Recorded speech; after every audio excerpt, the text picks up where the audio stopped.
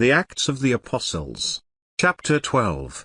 Now about that time Herod the king stretched forth his hands to vex certain of the church. And he killed James the brother of John with the sword. And because he saw it pleased the Jews, he proceeded further to take Peter also. Then were the days of unleavened bread, and when he had apprehended him, he put him in prison, and delivered him to 4 squads of soldiers to keep him, intending after Easter to bring him forth to the people.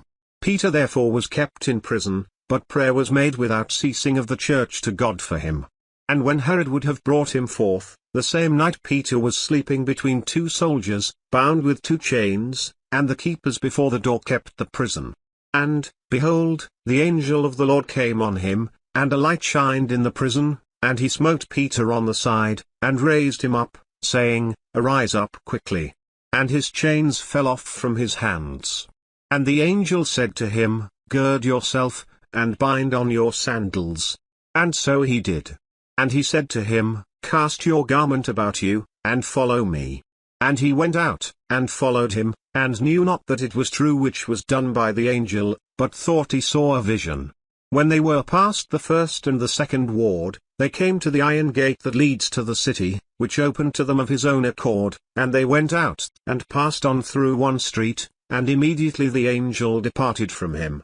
And when Peter was come to himself, he said, Now I know of a surety, that the Lord has sent his angel, and has delivered me out of the hand of Herod, and from all the expectation of the people of the Jews.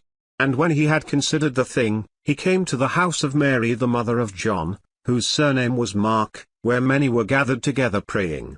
And as Peter knocked at the door of the gate, a damsel came to listen, named Rhoda.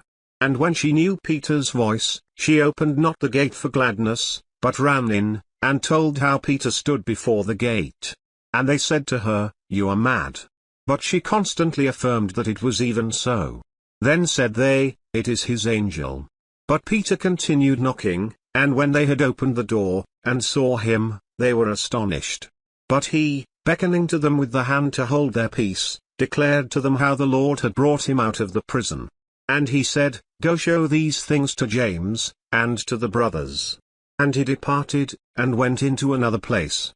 Now as soon as it was day, there was no small stir among the soldiers, what was become of Peter. And when Herod had sought for him, and found him not, he examined the keepers, and commanded that they should be put to death. And he went down from Judaea to Caesarea, and there stayed. And Herod was highly displeased with them of Tyre and Sidon, but they came with one accord to him, and, having made Blastus the king's chamberlain their friend, desired peace, because their country was nourished by the king's country. And on a set day Herod, arrayed in royal apparel, sat on his throne, and made an oration to them. And the people gave a shout, saying, It is the voice of a god, and not of a man. And immediately the angel of the Lord smote him, because he gave not God the glory, and he was eaten of worms, and gave up the ghost. But the word of God grew and multiplied. And Barnabas and Saul returned from Jerusalem, when they had fulfilled their ministry, and took with them John, whose surname was Mark,